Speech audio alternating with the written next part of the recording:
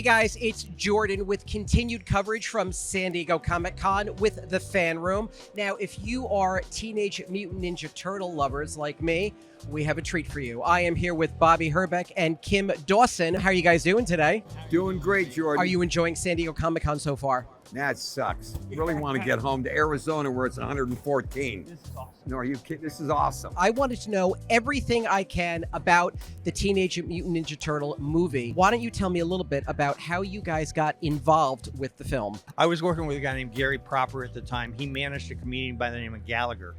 They were touring in Detroit at the time. I was back in the office in Southern California.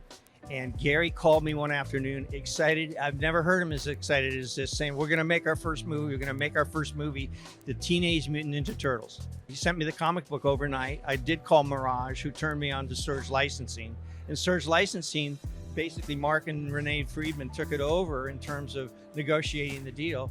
We took about 2 months to make that deal happen with Mirage as the lead partner, and that's when Bobby entered the picture as the writer. We started working. I'd known him as a stand-up and as a guy who was just funny as and happened to be working for a company like Golden Harvest, which was doing Jackie Chan movies and before that Bruce Lee films. So they have the martial arts skills to do it, but the comedic chops, I don't know. That came to you. Before you actually started working on the film, did you actually know about Teenage Mutant Ninja Turtles? Nothing. He called me and said, he lived in Newport, I lived in Long Beach. He says, Herbs, meet me at the In-N-Out Burger. There should be a plaque there in Westminster, California. We met. He showed me the graphic comic book. He told me the backstory. He gave me a VHS.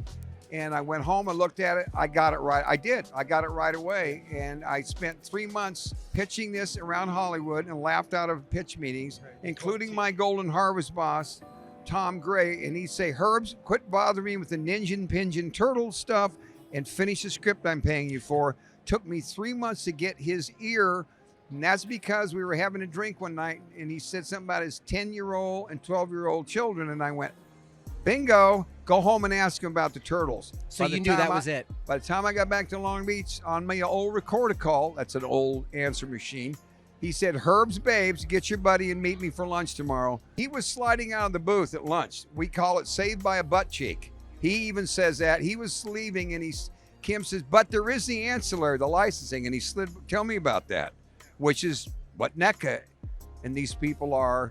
That changed. He connected the dots on the possibilities of the licensing if it was going to be a hit. You said something about the toys. So you feel that it was actually the toy line that got the kids interested as well, too. Well, the toy line, Playmates, was legendary for having gone to the cartoon first, and they hired Murakami and Wolf. And I don't know if you know, if you're a comic book fan and cartoon fan, you know that Murakami and Wolf were like the top of the food chain in terms of the quality of the animation and all that. They made 5 episodes, and they played from Christmas through February nationally in syndication. Kids went nuts for them. By June, there was so much demand for those toys, they hardly ever made it to the shelves. NECA still does that today. I mean, it's amazing to me how strong the toy history and legend is for the Turtles, because they were like the first action figures that actually had a comedic sense, and every one of them had a character unto themselves that some kid could identify with. The movie is filled with comedy, as we know. It's also filled with a lot of really cool martial arts. What did you guys actually do to prepare to write this with so much martial arts in it? Did you watch movies? Did you research? I watched Star Wars. Only because I realized there was themes to every battle in Star Wars, and I wanted every time there was a confrontation in the movie to have a story behind why they were having the confrontation. And I watched the Marx Brothers and the Four Musketeers. That's my brain was how the Turtles bounced off of each other, the wisecracks. And Four Musketeers, while they were sword fighting, they'd always be doing wisecracks. So I really didn't watch the martial arts stuff because they had that. They knew what they were doing. The Turtles had to have their own identity, and that was due and much in part to not just Steve Barron, but what Brian Henson brought to the table with the costumes. When Jim Henson agreed to design them and let the Creature Shop build them, Brian was in charge, and he and Steve were close friends. And together, that collaboration really is what brought those turtle costumes to life. both the casting in the costumes and the way they did all the puppeteering and stuff. It was amazing. I know the fans have been asking for years, and I want to ask you guys again, once again, was there ever a time that we were actually going to see Rocksteady or Bebop released in the film? Because they Not are on our iconic. watch. No. No. I'm sure it's Why not? There wasn't room or time in the script in that film to bring. We had all the characters we could handle. We added Tatsu. I added Tatsu to the mix.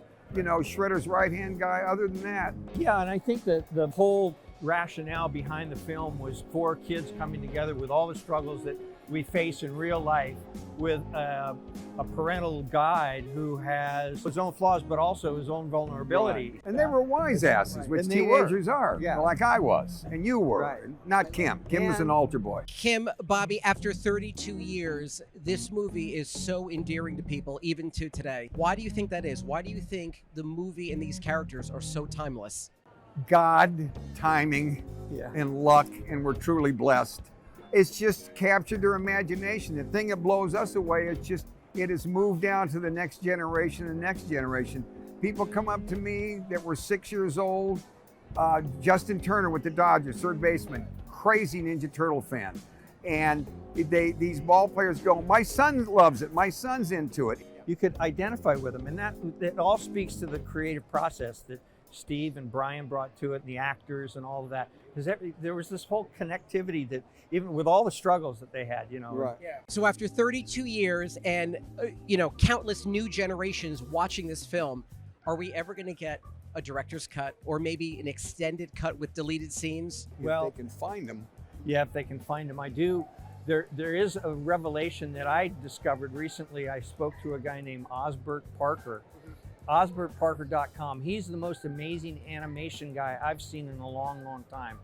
His first job coming out of art school, he was plucked by Steve Barron to do the drawings in the upstairs of the farmhouse of Raphael laying in the tub and those, which ultimately we're going to play in the last scene of the movie.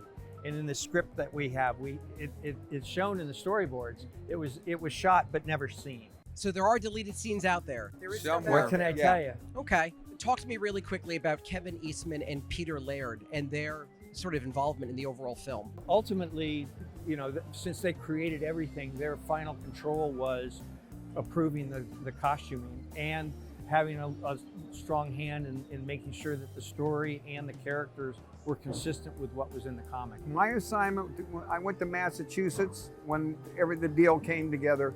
I had to go to Massachusetts, Northampton where they were, and get a treatment for the script that they would sign off on. So for me, that was my connection with them at that point. And it was really them putting the stamp on, okay, this is the story, go write the script, make the movie. So Yeah, and I think from there you also had, they had to approve Steve Barron, who they vibed with greatly. He had a clear vision in his head, and it was dark. If you talk to Steve and watch his interviews, he always wanted a very, dark. thought-provoking, darker film. Thanks, Jordan. Thank you, Kim. Thank Merry you, Bobby. Christmas, buddy. I'm Jordan Hembrough with continued coverage of San Diego Comic-Con for the Fan Room. For everything you need pop culture related, check out thefanroom.com. We'll have more coming up soon. Thanks so much.